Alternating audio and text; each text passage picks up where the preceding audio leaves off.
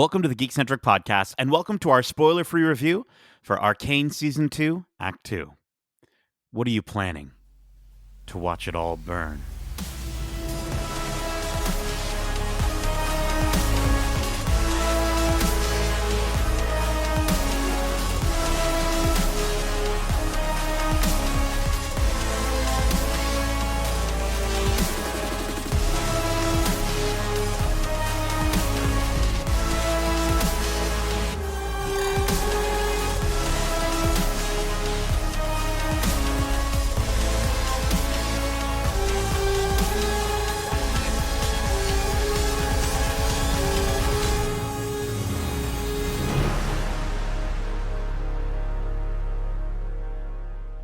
Welcome to the Geekcentric podcast. My name is Nate, and this is our spoiler-free review for Arcane Season 2, Act 2.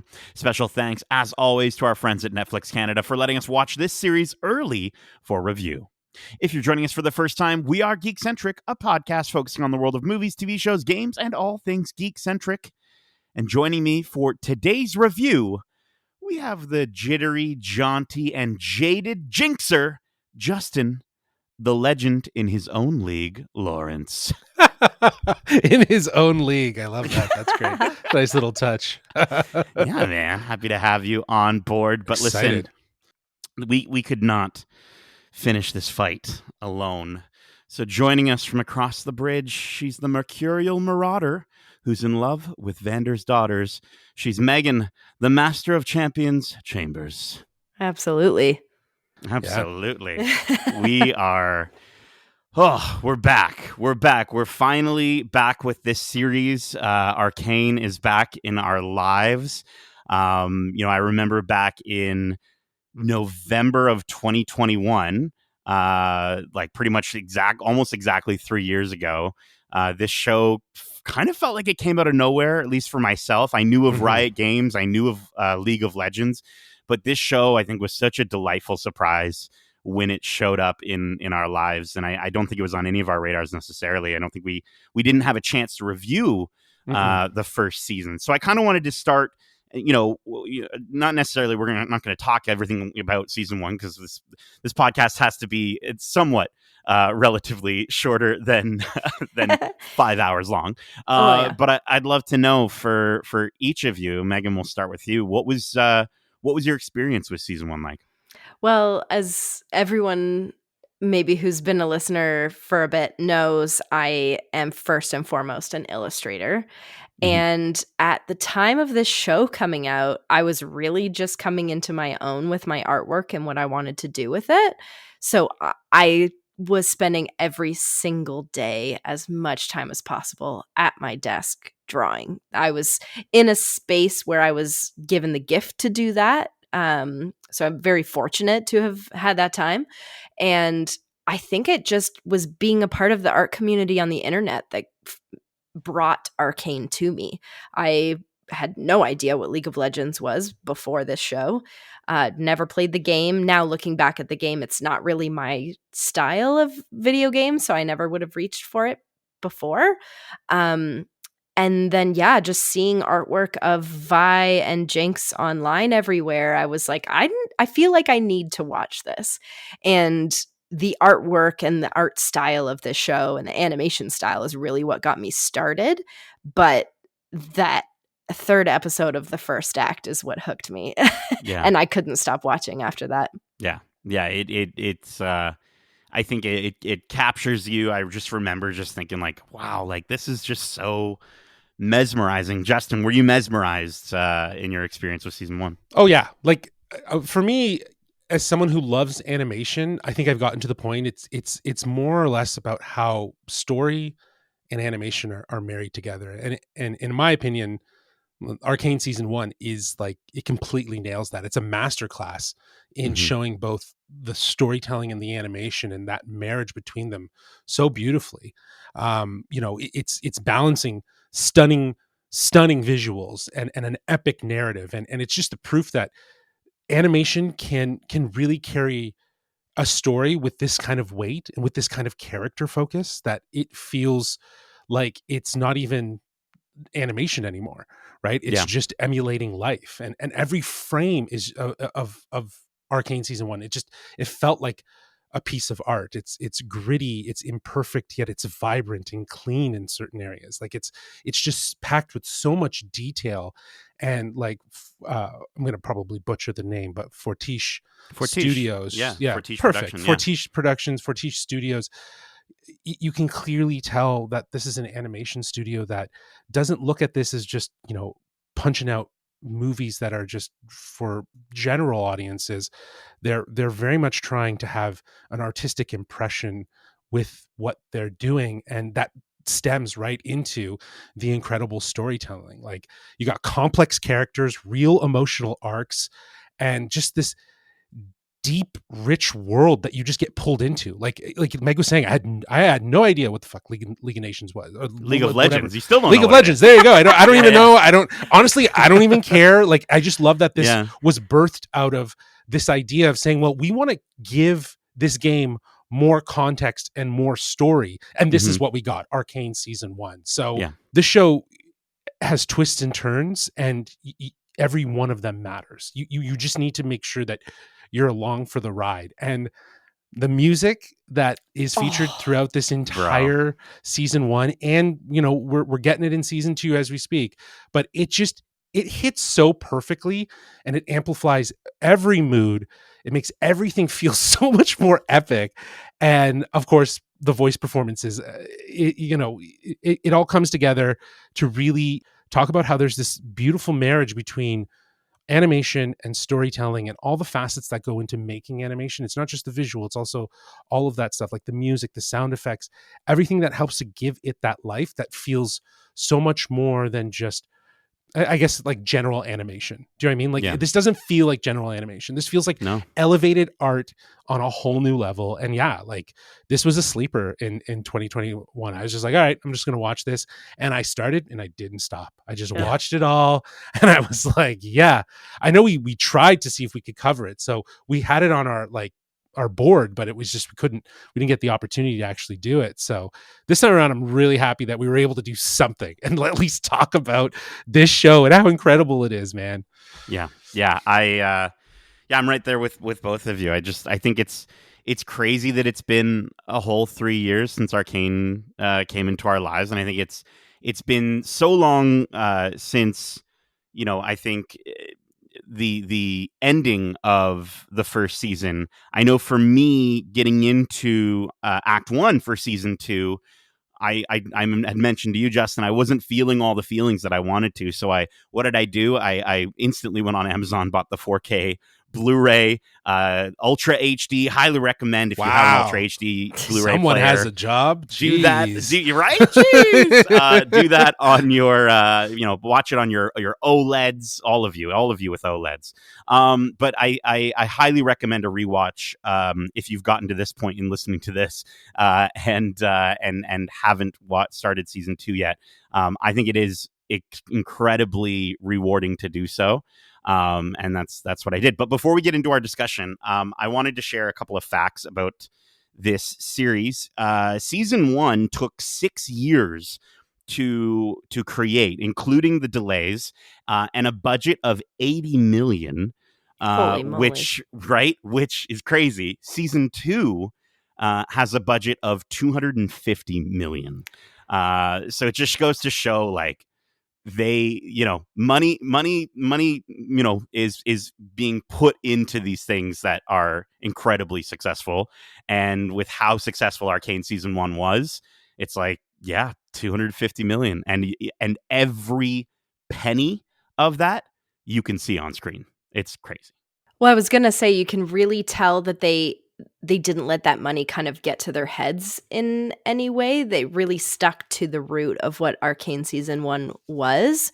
So I really appreciate that. And I'm excited to see how they've fully used the capacity of these funds. Mm-hmm. I imagine that money is probably just meaning that everyone's making more money. They have time. Right. And they're given time. Like, I don't, like, in a lot of ways, it's hard to deduce, like, to kind of conclude where that $250 million is really going, outside of the fact of already knowing what went into season one, Yeah. right? And I think it, if it's better equipment, better gear, more people, more animators, then sure, like I guess to get the proficiency. But it's the fact that this was already kind of in the process upon finishing season one, like it might mean that everyone just gets a bonus to a certain degree to finish it, right? Hope Like so. to a Which is certain awesome. degree. I really hope so. I think that again, there are it's the attention to detail and the art that they and their sort of vision that they've executed so well, and they deserve to be rewarded for that time if a studio can afford it and Yeah. say, yeah, you know what, we value this as much as you value it, so your time is valuable to us. Here's more money to make sure that this gets done, and that's how you'd hope that it would work. Hopefully. Yeah. Yeah. Yeah, very much so. I think everyone involved with this series deserves every good possible thing to happen to them for what we've gotten. I think, this is another thing I wanted to mention was this is, again, this is utilizing Riot's League of Legends IP, but they've worked with Fortiche, who is a studio out of France, on various music videos. I think they worked with the Gorillaz, for instance. They've worked with Imagine Dragons. Riot has actually worked with them to do music videos for League of Legends, whether it be promoting esports, events, or whether it be, just a music video, just doing music videos and cinematics. And there's so much on YouTube that you can go and find of their work that I highly recommend you do. Check out Fortiche's website. There's some incredible stuff. But would you believe that at the inception of this series, Fortiche had 5 people working for the company? Fortiche was 5 people in the studio. They expanded to 30 people and then 100 in 2016. And they spent 10 months animating the pilot episode, and almost all the art and concepts for the story and for season 1 was done. Almost all the story outlines were done. And Alex Yee and Christian Link, who are the creators of the show, Christian Link being the showrunner, were called into an office where basically they were told by Riot that they were not going to be moving ahead with the project. The writing wasn't strong enough, and they'd have to let go all of those people that they just hired at Fortiche after 10 months of work, which is just wild. Happens in the animation industry more often than you know. Right. That's production industry. Studios are built on a pre-existing investment that another studio is making. And that's very much what probably happened there, is that, Netflix was involved. They were investing. Fortiche was able to amp up because it was a big project that meant a lot of eyeballs, and they kept going. And then obviously with Riot as well, obviously they're their own huge multi-billion-dollar organization, right? Mm-hmm. So they're basically funding Fortiche to do this. And it happens. You see it all the time in things. I think that's why it doesn't make it any easier. No, it doesn't make it like a lot easier for those things to happen. But I gotta say, I think that good on Riot for at least acknowledging that they weren't happy with the story and revisiting it.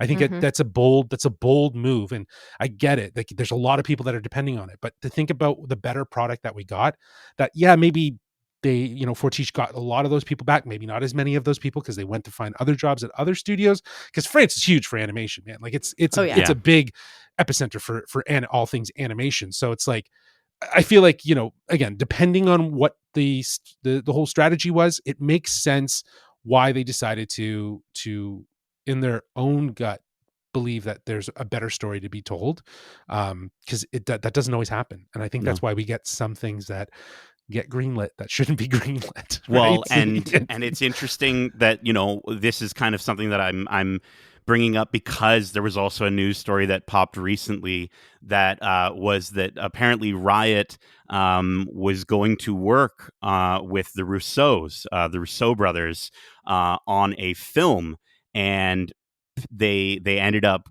parting ways and paying $5 million to the Rousseaus to say, no more, no thank you. We don't want to don't want to do that. And so again, this is another instance in just recent times of sort of seeing Riot just saying, you know what, this needs to absolutely be what we need it to be. They care so much about this IP. They care so much about these characters that they've crafted that they need the story to be right before they will move ahead. Yeah. And if it's worth $5 million to just say no. They have a reputation to uphold now. Exactly. Yeah. Yeah. And again, a lot of what we're talking about is obviously highlighted in the 5-part documentary that you shared with me, Nate. Yes. It's what is it called again? It's called Bridging the Rift. It's available on YouTube. Cool. And so you can check it out there as well. I caught it on the Blu-ray that I had first. But I do want to just quickly mention Monica Macer, who worked on Lost, was responsible for helping to help this studio to find their vision and help them to craft what a season of TV should look like. I want to shout out Amanda Overton, who is responsible for really the most impactful elements of the writing in this show. She does a lot of the dialogue. She's actually responsible for the final line that Jinx says in season 1. Alex and the writing staff they were having a lot of trouble figuring it out, and they just went to her and said, figure it out. And apparently she stepped away for an hour and came back and just nailed it clearly.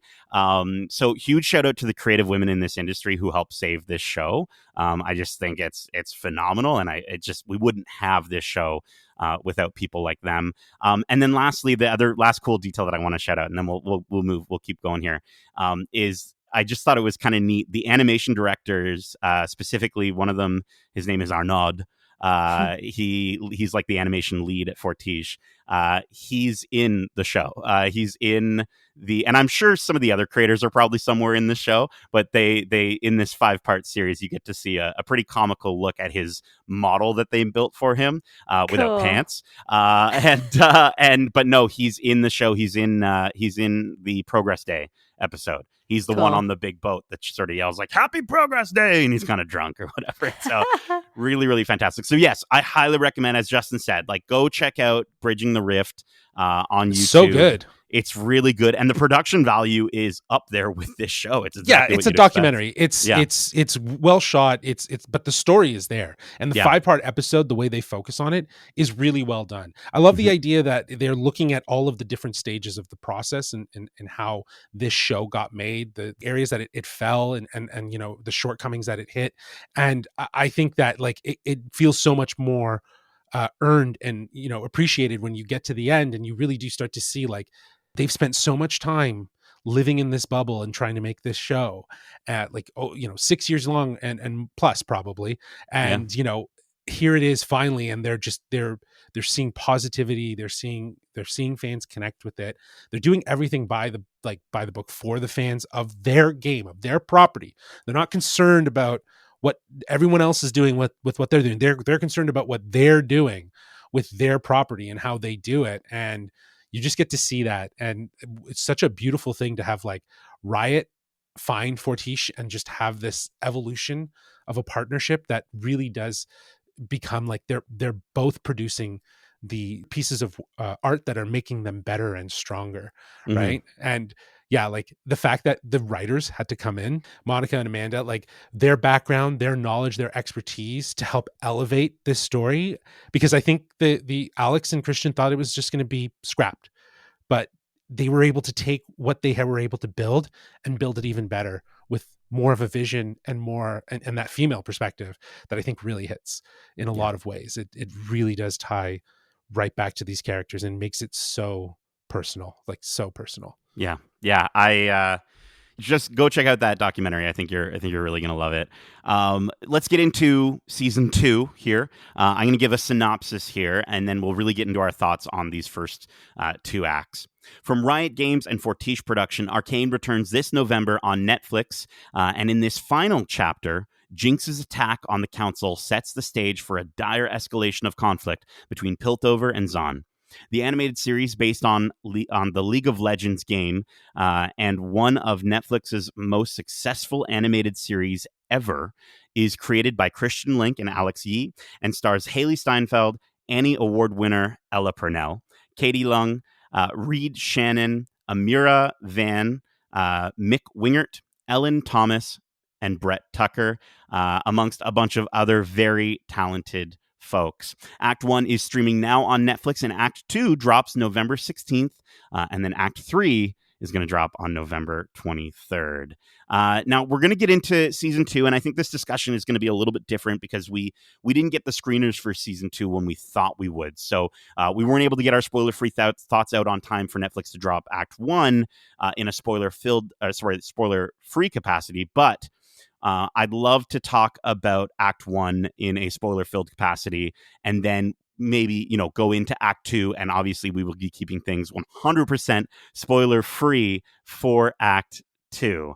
But for Act 1, I think we should talk about maybe some moments that really stood out for us. I know for me, I think the thing that I really love, and it seems to sort of, I think we'll see it when we get to Act 3 as well, which is just the way they open these acts. I thought the way that Act 1 opened for season 2 here was giving me chills, man. Like the use of black and white hand-drawn animation with the mixture of like modern color full animation was just so beautiful. And it was like getting into this season, I was just like, oh, they're not pulling any punches whatsoever. And I just thought it was such a creative way to sort of show that carryover in terms of time in these moments, and just beautiful, absolutely gorgeous.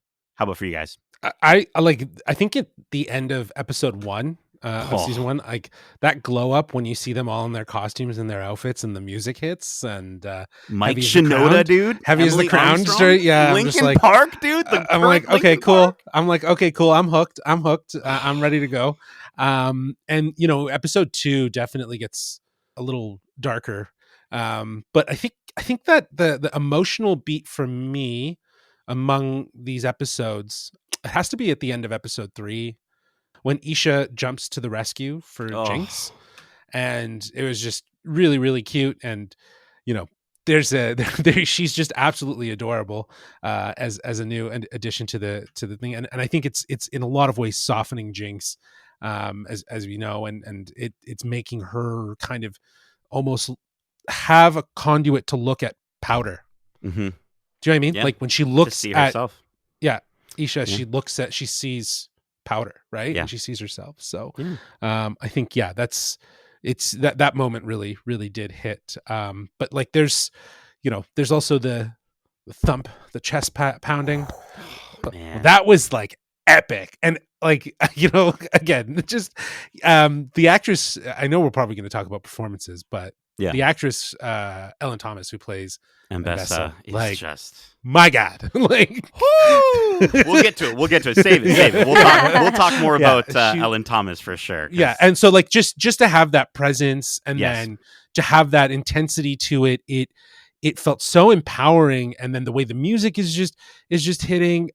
This show doesn't miss with that sort of stuff, right? No. Like I think at the end of the day, it's Act 1 is setting the stage brilliantly to sort of build a very emotionally charged finale. I think that's what at least I got from the first act, right? Yeah. And I think it's it's diving deep into these characters, understanding their struggles, their ambitions, and how they are sort of like weaved together with alliances and betrayals and unresolved tension and family and stuff. It's all ready to explode is what it feels like after Act 1. It just really sets that. And again, like we're talking about, like I think just the animation is just so breathtaking in the first act. It has the balance of the light with the dark and so many ways of depicting the two opposite cities, with beauty and heartbreak. It's like threaded in every moment. And I think that the idea of Act 1 is to set up for a finale that's going to be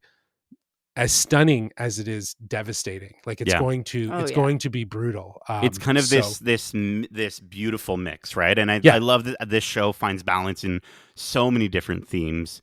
And I also just love the moment that I think hit me pretty hard was just seeing Caitlin running into Vi's arms, running into her embrace, and Vi just holding her there for that moment. But that 1-2 punch of yes, okay, I love okay, great. And then her saying, I want you in a badge. and just with no other, there's nothing else she can think of. And and like, let's get serious, back and forth, right? Yeah. Let's get serious about our relationship. That back and join forth, the force, right? Yeah. But for Vive to, of course, that feels like such a betrayal, right? But then we also got the kiss. After however many years of waiting, right? 3 years of waiting, we finally get to see these two characters kissing. Yeah, and just to I know like the animation is just going to be something I'm going to keep coming back to, but the one thing I absolutely love is the moments when there's no talking, the moments where they just focus on the eyes, and they're letting the animation do the acting. Yeah, the Fortiche and everyone who's producing this and behind this, they're comfortable with the silence. They're comfortable with the things that can be said without words. Mm-hmm. And like one of my favorite moments is when Jinx throws the arm to Savika, and she catches it, she throws it on, she looks at it, right, and then she looks up at Jinx and she has like, really, like she doesn't say anything. It's just the look on her face, and then Jinx's reaction is like, well, what do you expect? Yeah. Right. Like it's those attention to details that are just like, they're just showing off now. They're just showing off, right, at this point. So it's really cool. Savika has such a very lot like Jinx at times, a very sort of unpredictable, wild mentality. It's kind of Jinx sort of saying like, it's a gamble, right? And I love that the gambling is sort of imbued into the ding ding ding ding ding sort of idea. That was of the such design. a cool sequence. The animation and design. Oh my god, it's so good. Yeah. Well, and I think my favorite part actually comes right before that epic fight sequence between Savika and that rat dude. What's his name? What was his name again? I can't remember. I don't know. Bieber, Leaper, Peeper. Beaver. I don't know. Justice Beaver. Yeah, all the League of Legends game players are just yelling at us right now. But yeah. But right before that moment, when Jinx is actually in basically like her childhood game space, this is where she spent a lot of her time with her sister and her friends, where she's fixing up that like punching bag machine. Yeah. And then the smoke comes in and the eyes show up, and there's this really intense moment where you actually feel fear for Jinx, but it's also the quote unquote good guys on the other end of the smoke. So it's such an incredible mashup of feelings, and it's so complicated. And then watching her struggle and try not to cough and try to be quiet, and Vi's hunting her sister, it's just such an emotional moment. And again, with no dialogue. Yeah, it's just music and feeling, and it's camera angles and and just close-ups of things. And again, like, it's so cool how they're able to switch the perspective and give you a whole different vibe based on who you're sort of following in that moment. And I think that's what's really cool about, again, the commitment that this show has to its characters and telling their story, and how they intertwine. It feels very video game in that aspect. Right. Like, because a lot of that story and a lot of that is especially, I think, for League of Legends, is built behind the scenes with just like with no real visual piece to actually tell that story. So the commitment that they have to this being influential to who the characters are in their game, or, in some ways intertwined, it really shows that they want to make sure that everyone's perspective is recognized and realized in this world. Well, it's funny that you say that because, by the way, it's Smeech. By the way, don't Smeech is the rat man. Don't besmeech Smeech's name. No, but I think I was talking to some League of Legends players just recently about Act 1 and about the show, and just kind of getting some of their perspective. And it's interesting because one of the things that they said, like, I literally watched these people talking about this. They were two colleagues that knew each other but didn't know that each other loved League of Legends as much as they both collectively did. So getting to see them sort of come together in this moment was really lovely. But seeing their eyes light up when they talked about what they called interactions, where apparently, League of Legends is a top-down game, and you pick your champions out of a list of 1 billion million or whatever, and you put them in this game together, and depending on who you put with who, you get different dialogue interactions. And one of these folks was telling me that they've been going back to the game and putting characters that you'd never think to put together, and hearing new lines of dialogue after years and years of playing this game, not through an update necessarily, but just from something that like you would never think to put those characters together.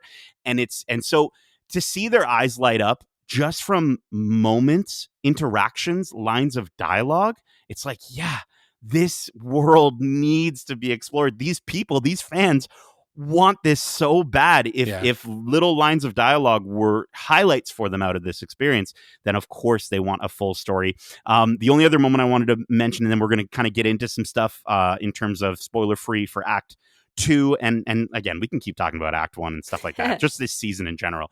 But I do want to just mention the transitions between the fight and the moments with Jace and Echo at the end of episode 3, where things are just starting to glitch out, and like the way that they, like, I think my favorite thing with what I've seen, and I think I've seen it a little bit more in this season, are just the elements that look like they're sort of hand drawn over top of all of the animation. So not just hand drawn animation moving, but just like literal frames of animation. And so at the end of episode 3, they kind of are getting all, mished and mashed, and it almost looks like their bodies are kind of being torn apart. Yeah. Very sort of like multiverse kind of style. Yeah. Right? It had that all over it. So cool. And I just love the way that they were blending the moments of sort of this big catalyst at the end, and then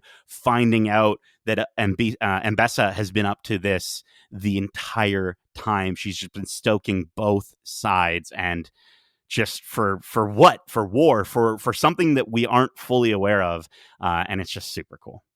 I think we know what she's after. It's some sense of control over that the hex power, right? Sure, like over hex tech, and using that and leveraging it for the purpose of war. Yeah. So it was clear that it was going to be her that was going to be throwing the treachery here. I feel like the way, maybe, bro. I thought it was pretty dead on. Jeez. after that whole incident in the council. He comes in, he's like, of course it was that. What are you talking about? Yeah, exactly. What are you talking about? I thought it was evident. It was evident. I wasn't shocked. But I think it's a really cool thing to intertwine, for people to kind of appreciate, again, motives and what characters are really after. It sets that stage, especially given Empress's presence, how her on-camera presence as this character is wild. It's incredible. It is kind of wild to match to the animation moments, like we're talking about that chest fist pounding moment, and her like stone cold dead stare at Caitlin, because she knows exactly what she's doing. She's manipulating this woman. And you want it. She's like, come get it. I know exactly. You're going to. Yeah, exactly. Ugh. Exactly. It's with just in animation. It's beautiful. It's wild. Well, listen, we want to talk about the animation. Sorry. No, it's okay. I think, we usually do these reviews with some semblance of sort of a pillar structure. So I'd love to get into talking about the look and feel of anything from Act 2 or just this season in general, like we kind of already are. Yeah. But yeah, like this being, I think having the mix of 2D, the 2D is 12 frames per second, and then the 3D is 24 frames per second is so cool. I love how this show is very much a combination of art. Art is something that you feel, and I think magic in this world, the arcane, is something that you feel in that we're getting from these characters, and then science, right, which is referred to as hex tech in the series. And I love that that's kind of the animation is representative of what we're getting in the story. It's magic and science being, coming together. And it's just sort of this beautiful combination into something that we've never seen before. And I just think it's so cool. Like, I don't know. I was watching this documentary and they were talking about, the parallels between the animation and just the way that the direction that they took this storyline. And it's just so cool when that sort of comes to the screen. So cool. Yeah, and that's very much for season 1, right? That whole documentary, right? And you know that energy and that sort of formula is being replicated here in season 2. They have it down, and I couldn't agree more. I think the magic and the artistry is and the science of what is being achieved is incredible, because it is, again, just this harmonious balance between all practices that bring this thing to life. But like, one of the facts that I liked from the documentary is one in regards to, like, there is no motion capture. Like, Yes. these are all being animated by hand, and like, by reference. people, I think by reference. the They use animators reference, film themselves. of course, yes. Yeah. They film themselves for angles and so on, and for visual face expressions, but you're still adapting a man's recording into a female face. Like, there's still that level of attention to detail that's absolutely phenomenal. And I think you see that, and when you think about that, and you see something like the fight choreography, your mind kind of feels like, holy hell, like, how is this all happening? Because the fight choreography in this entire season and in this entire show is absolutely incredible. It is just like the animation, in the sense that there's such a care to the craft, and it gives every fight a very distinct, fluid look. Every punch, every dodge, every clash is so precise, and it feels almost like a choreographed dance, the way it's balanced the movement with the way the camera moves, like the way Fortiche is, like, animated around these to make this feel a specific way. And then you have the music and everything like that. Is just, it feels raw, and it feels visceral, and it's incredible that they're able to achieve that with no motion capture. Like, it just goes beyond the action, right? Like, this also goes beyond just having meaningful just fights. These are like real struggles between characters, and you get to see more about who they are. And I think that's what I appreciate about, at least, what they're doing with the animation. And as you said, like, art reflects life, and life reflecting art in a lot of ways, right? Well, and I think there's sort of this imperfectness to the way the camera moves and the movement of the camera. And I love kind of what you mentioned earlier, Justin, the way the cinematography is taken into account in terms of what character that we're looking at. So if it's Jinx, it's going to be much more swayy. If it's Mbessa, it's going to be much more sort of stilted and stoic and right. And I love that. And I just wanted, because you brought it up, I did want to mention, I think his name is Moise. Sorry if I'm mispronouncing that, but he works for Fortiche. He recorded his son running in slow motion towards a camera, and then literally utilized that for the kid version of Echo running on the bridge in season 1 towards him. And just the fact that, like, he's like, my son is in the show. Like, he literally is in the show in this moment. And especially for him, and Echo being like his favorite character that he's ever gotten to work on, is just so damn cool. And I think, in Act 2, they really do continue to mesmerize with these incredible moments and these incredible styles, and again, carrying over all those wonderful aspects about the cinematography and the animation. Yeah, I think one of the things that you'll really find evident, it obviously throughout the entire show, but in Act 2 specifically, is the different animation styles and like concepts and art that they've been inspired by throughout. Oh, yeah. There's clips, we talk about the opening of some of the episode, or I guess all of the episodes in Act 1 being this more staccato, slower frame rate illustration kind of a design. But you can see influences of anime and other types of animation throughout the show. And I think it's a really cool way to represent what Arcane and League of Legends is this world that expands beyond just this one type of animation. It's really multifaceted, and they do such a good job at showing that in so many different ways, not only in their characters, which I'm sure we'll talk about, but in the styles that they use throughout the show. Yeah, I think the one thing that always makes me think anime when I see it through Arcane is just the focus on the eyes. The way the eyes are so, like, the way they intentionally focus on eyes is very reminiscent of anime, and trying to convey emotion, and what they're doing is on a whole new level. Because every part of that eye with the pupil, and it's all hand drawn, and the way it Wow, twitches and like kind of moves and stuff like that. I don't know if there's something on there, but in my mind, based on what they were talking about, it seems like they animate based on that slight little sort of the way the eye kind of refracts and stuff like that in light, which is incredible, right? And in a lot of ways too, you know, the way they look at making this, you can see it in the art, and the look and feel is that is very filmmaking, right? Mhm. It's taking that filmmaking approach. It's about putting the camera in the situation of where the person's in the scene rather than on the exteriors, right? There's opportunity for those to make accentuate moments and stuff like that, but most of the time it is really about putting you in there, right? And I think that, like, it's crazy. They had like a little drop down menu. They can switch all their camera lenses and give different angles to everything.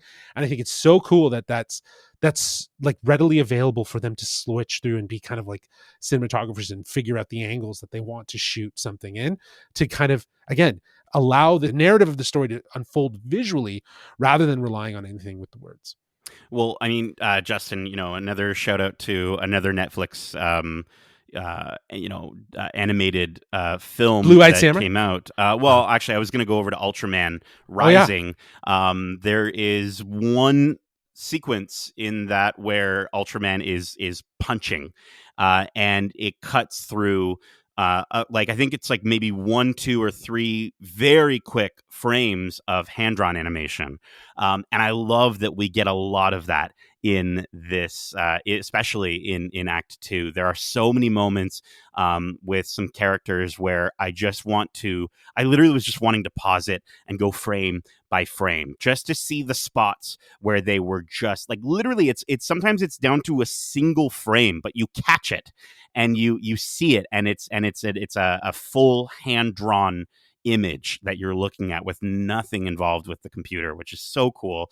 And I think especially with the opening to Act 2, you know, we get another animated opening that I think just really helps you to understand what's happening in Piltover. You know, it's gone into martial law, and also, like, again, you brought up the music from Act 1. The music in Act 2, we get a banger song from Ashniko called Paint the Town Blue, which is on Apple Music and Spotify right now. You know, don't listen to it just yet.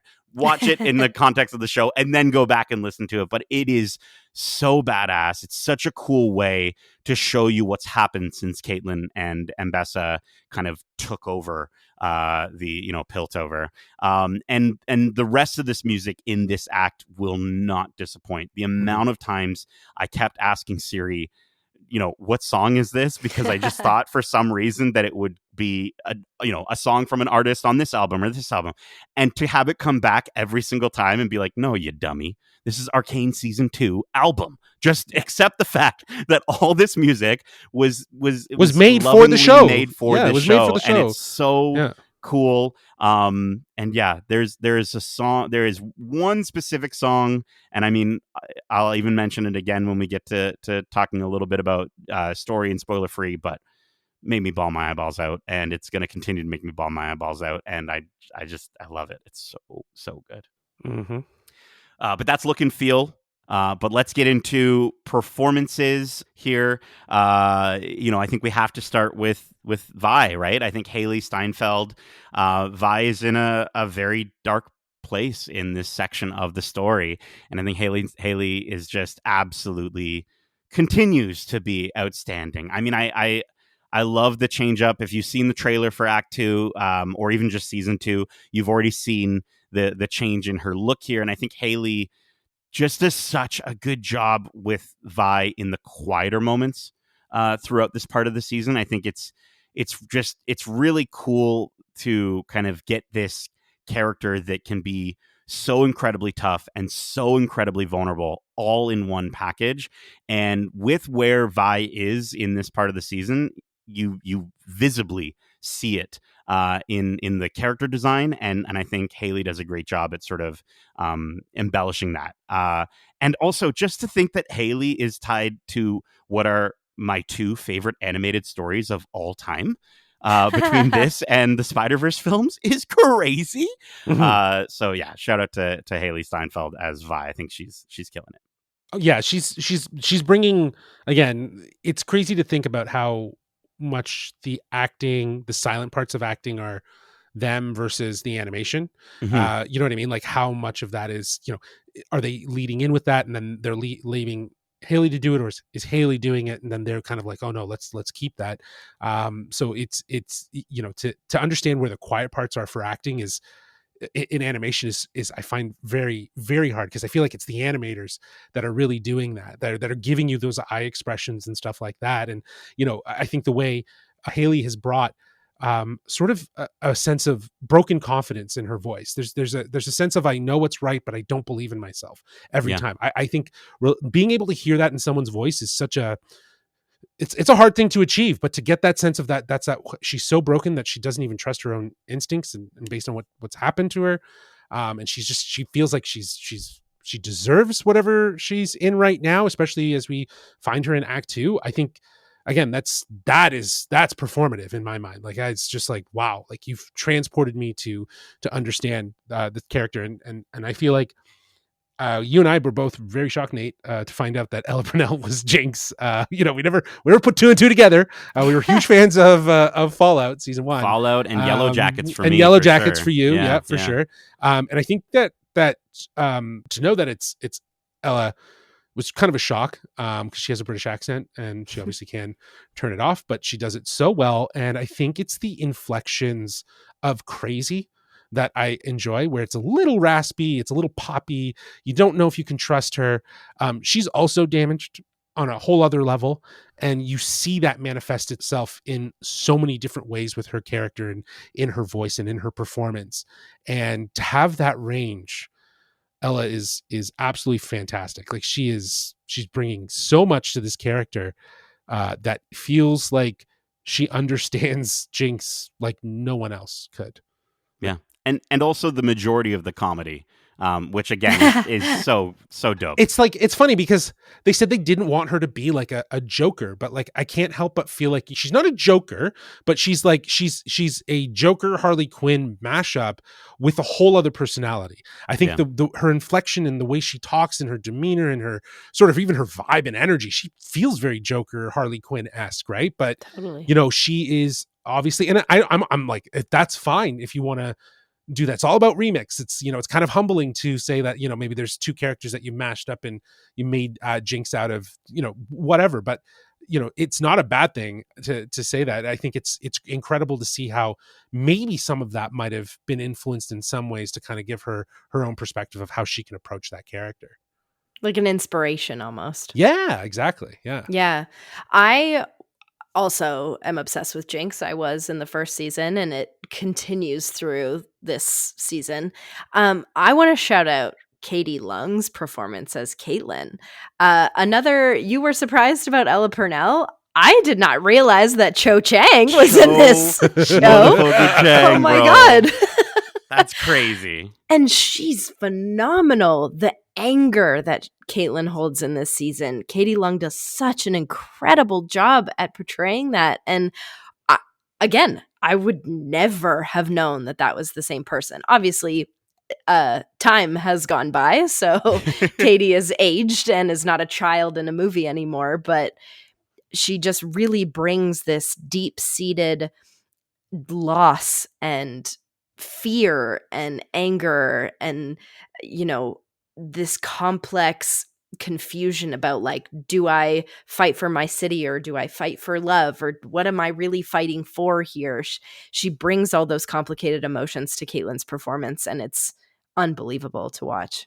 And what an awesome character to have, with Caitlin being the, sort of the love interest, but in no way is she not a badass. And in Act 2, she's even more hardened. She's no longer pulling her shots, right? She's no longer, holding back. She is just this woman who is hell bent on finding Jinx, and to see her being blinded to what's really happening in her own quarters is really sad. But I think to your point, like, Katie just absolutely kills it with this character. And this was a character that I know from talking to some of these folks about League of Legends was a very popular character within League of Legends. Cool. And so to see that she's getting her due is awesome. But Justin, you mentioned her earlier, Ellen Thomas, bro. Dude. Like Mbessa, dude. She's like, again, it's incredible. Like, they've animated this character to have a presence, to definitely look the part that is, it's crazy. It's soldier, it's mother, it's father, it's everything wrapped into one. And I think that's what's so amazing. Like, you're talking about, the fact that Alex and Christian had, they brought on another writer who was a female writer. I think to have that perspective and that confidence in writing a female character like this, like it's unbelievable. It is so well done. She commands presence, and Ellen Thomas brings that presence with her voice. The way she delivers her lines is striking. I am so intrigued by this character. I think that she was definitely intriguing in season 1. Definitely the way she made herself look and bro, the sequence with her in the bathtub. I know, she's just fully sprawled out. I and know. Then stands up in front of her daughter's boyfriend. Yeah. And just walks up to him like that. I'm just like, yo, this is like, she's just a bad motherfucker. Like, yeah, she's a badass. She's a badass, and I think she owns that. And we see, again, as you mentioned, like from Act 1, we see that she's playing both sides. She's doing this. There's something that she has, and to get a little more of her in this Act 2, to see a little more of that motive and intention, and to see her bring it. It's phenomenal. It's great. Some of the best voice acting to character performance, I think, again, you could ask for. Absolutely. I do wonder if the animation team got footage of the voice recording, because I've heard, I'm not an animator, but I've heard that it helps for those like up close facial animations, that they get recordings of the actors who are actually playing those vocals. I don't doubt that. Yeah, I think so that they can animate the face the way that the actor was animating their own face, I guess. It's funny too, because even as you were mentioning, Nate, like in the documentary, they show clips of these guys recording themselves, like these animation directors, and they're making face twitches, or they're just looking at the camera like long and like doing like eyes and doing like stuff like this, like with their hands up, like they're about to box and moving their face. And they record all that, and they sort of shoot it in that camera angle so that they can animate to it. But in some instances, they just have like a camera. I've seen it in the voice actor booth where these people are recording, and a lot of them were recorded over Zoom, right? Because it was COVID. So I'm sure they could get screen grabs, or they could do some stuff like that if they were, doing it in different studios. But again, the fact that it was probably used as a reference, but then also maybe, again, to get the finer details of things. Yes, they use exactly. But then they kind of go in and they do the fine tuning to really make it work, like into the face. Like it's incredible. Even just so like you were saying, that scene at the end of Act 1 when she's just pounding her chest and she's looking at her, she's like, come on, you want this, but it's like this tough ass, like, you want to be where I am. Like, it's fucking intense, man. Well, and you just mentioned this was recorded during COVID, and a lot of the production was for season 1 and 2 were over COVID. And I saw an interview just before we started recording here of Haley and Ella discussing how they were never in the booth together. They never got a chance to, like on some animated projects where you get to sort of act off of each other. They didn't get the opportunity to do that. And Haley had mentioned how there were days where she was so incredibly thankful that Ella had recorded her lines for a scene first so that she could work off of them. And then Ella mentioned the same thing about Haley. And I just think that's crazy. That's wild, with the amount of emotion that we get, yes, from the animation, but also from these voice performances. For that to be the case, that it's very possible that some of those moments were recorded not even from hearing the other person talking at the same time, is just nuts. And kudos to this cast, man. It's so good. Well, it goes to show too, right? Like, again, it's helpful when you have a point of reference. If you're obviously, recording by yourself and someone else has already done the other lines, so you can kind of have them fed to you and you can kind of react off of them. But, again, to your point, it's like the talent really comes into understanding the performative quality of what you're bringing, right? It's not just lending your voice, it's acting that character. It's bringing them to life. So there is that commitment that I think this entire cast very much has.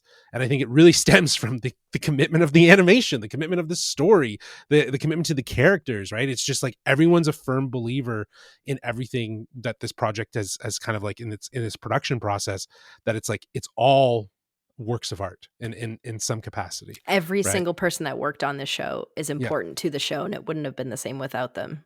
Were there any other characters or performances that you wanted to shout out before we keep going here? You know what, actually? Kevin Alejandro playing Jace kicks it up a notch in this season. His desperation for what he wants and needs has changed and has really impacted his motivation.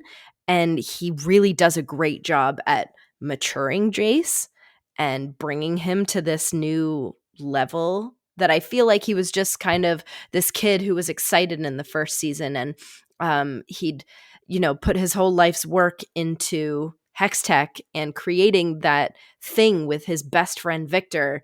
And now that has totally flipped on its head, having the Capitol exploded at the end of season 1 and starting that off in season 2. He's really got this fight in him and this confusion, and he's basically wanting to destroy his own life's work. And that performance in Kevin Alejandro is unbelievable. Yeah, man.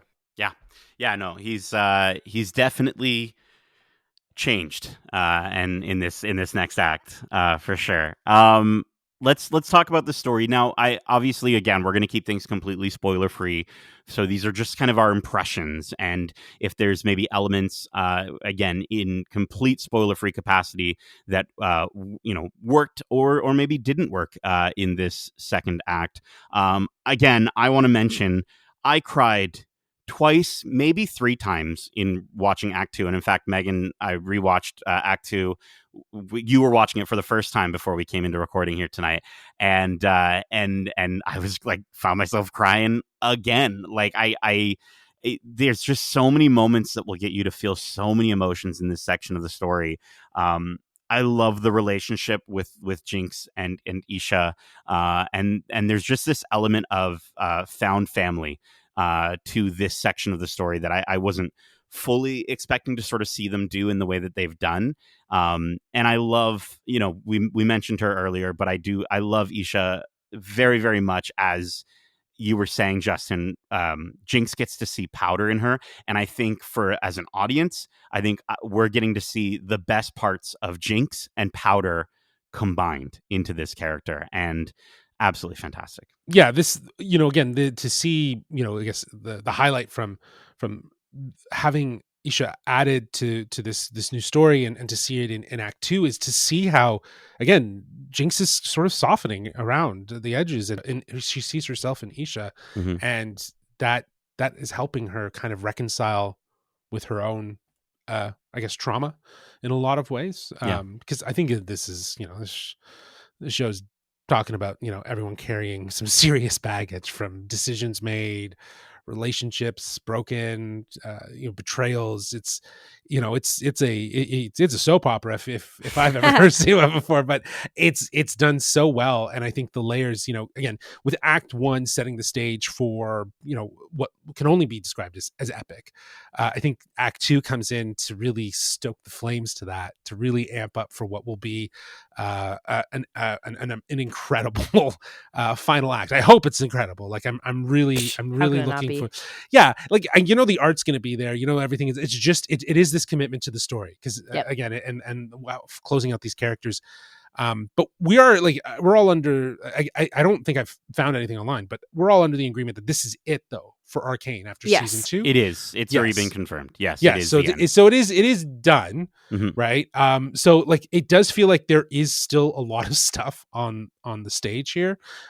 So I'm wondering how the last 3 episodes of this act are going to give closure. If I don't think they're going to give closure to everything, right? Like I don't know. Hold on to that wonderment, Justin, because I've got something that I want to share with you when we get to the end. But I wanted to continue here, though. Like, Megan, was there anything in regards to the structure of the story or anything? Because I remember when we, before we started watching Act Two together, you were telling me that there's that Act One, it felt a little disjointed for you, and then Act Two is kind of, you feel like it's really kind of coming into its pacing and what have you. Yeah. I feel like the same thing happened to me with season one. The first act is there to set the stage, and it's there to start, or at least like give us the point of view of all of the storylines that they're telling, because it's not just one storyline between Vi and Jinx or Caitlyn's. Like I could add all of the different storylines that you get in Act One. So it can get a little bit confusing and you're not really sure. I will say that Arcane does a better job at that than some shows I have seen who follow multiple storylines. Mm-hmm. But it just didn't impact me the same way that I thought it would. However, after discussing that with you a little bit, I think it would have done me well to go back and watch the first season before starting season two, Mm-hmm. because I think it would have gotten me into the world again, rather than coming into this world 3 years later and just kind of having in the back of my head what I remember loving about the show. So to anybody who has just started Arcane season 2 and they forgot about season 1 or like haven't watched it in a long time, I would urge you to go back and watch it again, as I'm going to. Yeah, again, if you want to and you have the time, for sure. Yeah. But if you don't have the time, like I didn't have the time to do that, I definitely wanted to refresh myself before. I watched a variety, and I mean like 2 to 3 tops, recaps of season 1 that were done well by various YouTubers online. Netflix, actually, I think 2 of them were YouTubers, and one of them was actually Netflix. Right? Awesome. So like you can watch that and you can be reminded of it. But if you really want to live in it and you really want to saturate and, steep yourself, in it and like, go buy the 4K Blu-ray, that's totally your agenda. And I appreciate that. So do that for yourself and get yourself. But I feel like, again, if time is the thing, you don't have time to watch 9 episodes, then I think you would suffice. But to get the best experience for the story, for sure, you'll want to rewatch season 1. Well, you know what? I think if you really don't have time, just watch the final episode, I think, is another great way. Watch the final episode, watch episode 9 of season 1. But I think I love the jump in time between each act, where Act 1 starts off seconds after the explosive ending of season 1. Act 2 here picks up, I think that's like months after. And I think what that provides this show, and this is something I loved from season 1, is it gives you the feeling like you're watching more than one season of a show within the confines of one season. Yep. For instance, in season 1, when Echo and Jinx have that incredible fight on the bridge that I've already brought up, they leave Echo's fate sort of unknown. And then I think it's either in the next episode or the episode after that where Heimerdinger finds him in Piltover and he's just fine. And my head is going, oh yeah, we just saw that guy, no big deal. But my heart is going, oh my gosh, Echo's alive. Like, thank goodness. Like, the way they make you fall in love with these characters, it just gets you to that place where you just sort of, it felt like I hadn't seen Echo for multiple seasons, but I'd literally seen him maybe an episode or 2 ago. And so I think that's what's so stellar about this show and so stellar about the way they develop these characters. And there are moments in this act where you're going to have that feeling. There's going to be moments that are going to make you incredibly happy, and there's going to be moments that are going to rip your heart out. And I say that without, I'm not trying to like get you overhyped or whatever. I honestly do think that anyone who is invested in this show will feel that way. And I love that there are also story elements and actions that these characters do that just show you how far they've grown between literally just Act 1 of this season to Act 2.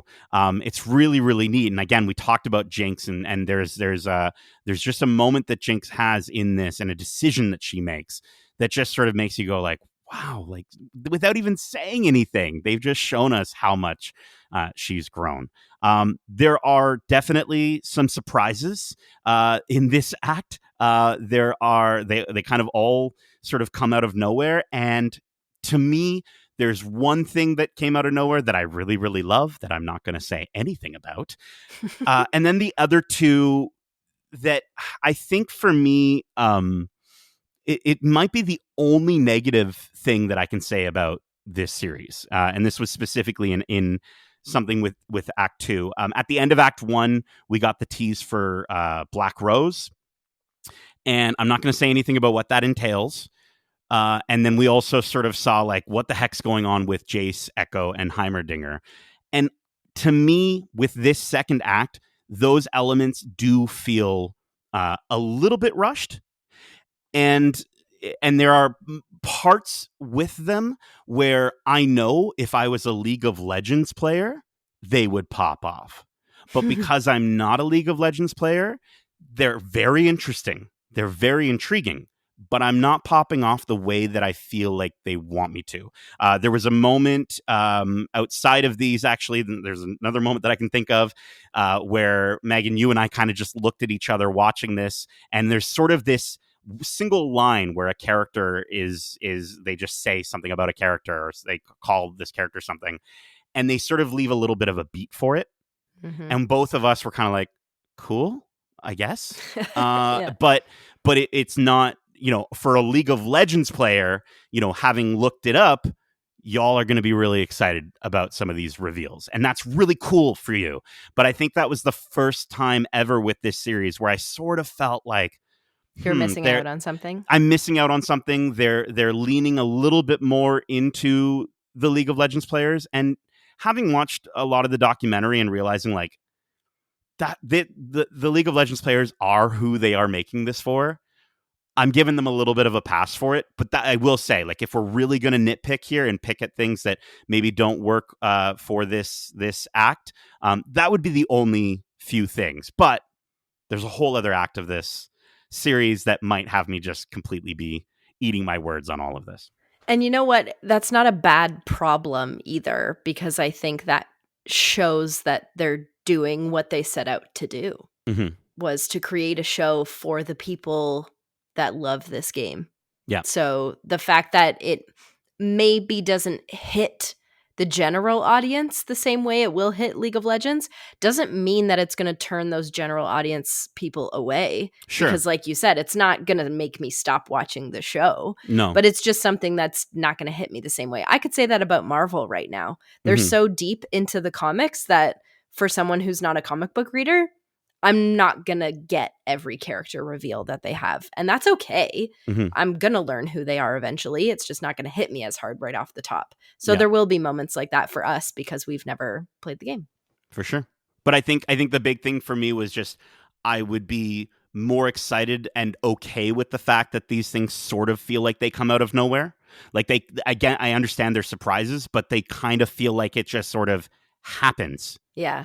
And so that's where, again, we'll have to wait till Act 3 to see if there's a bigger payoff for all that, or if it is maybe a little bit more fan servicey. But either way, this has been such an incredible season, such an incredible act. And I think, Megan, we looked at each other and we're just like, how is there more after this? Like, yes. We get to the end of Act 2 and it's like.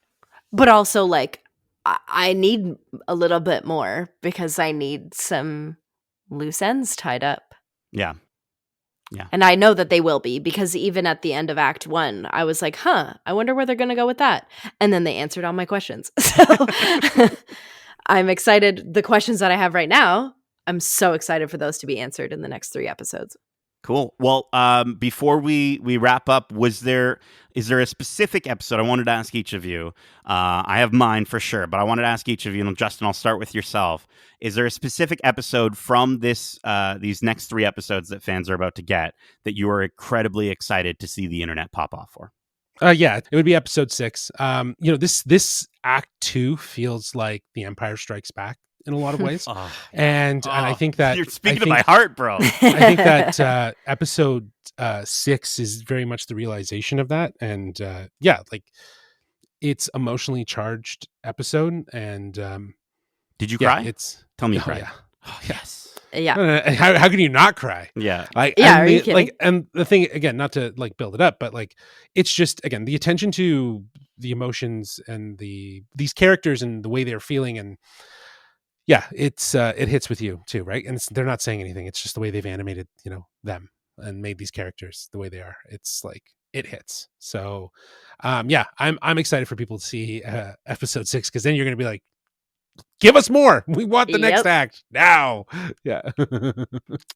Megan, how about for yourself? I mean, I just completely agree. Episode 6 is the one that pops off. I mean, they all do in their own right, but that one just hits every emotional capacity that your brain can There's understand. a good moment in episode 5 as well. That's also really, really good. But like, starts it. Yeah. The moment in episode 5 gets you in your feels, and you're like, oh, okay. And then you hit episode 6 and you're a mess on the floor because they've just drowned you in your sorrows, and it's beautiful. It's beautiful, and it's sad, and it's depressing, and it's exciting, and it's art. It's incredible. There's so many good moments. I think for me though, the end of episode 4, I think the internet is going to flippity dippity do flip out. It is it's pretty crazy.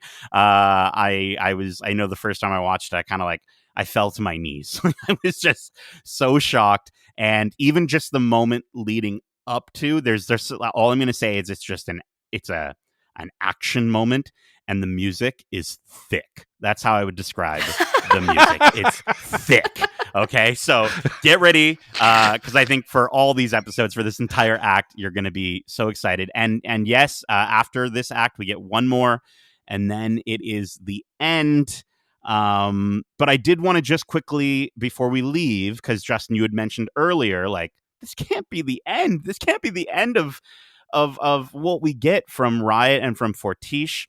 Over at Games Radar, a lovely person by the name of Ali Jones wrote an article saying Arcane Season 2 is the final chapter in the story of Jinx, Vi, and Caitlyn's adventures on Netflix, but the show's creators have shared their favorite stories from League of Legends universe, which could inspire future spin-offs. And so, speaking to showrunners Christian Link and Alex Yee ahead of the release of Arcane Season 2, I asked which stories the broader League of Legends universe were their of the broader League of Legends universe were their favorites. With Arcane set to end with Season 2, Link has already revealed that there are other stories in the franchise that the pair hopes to tell one day.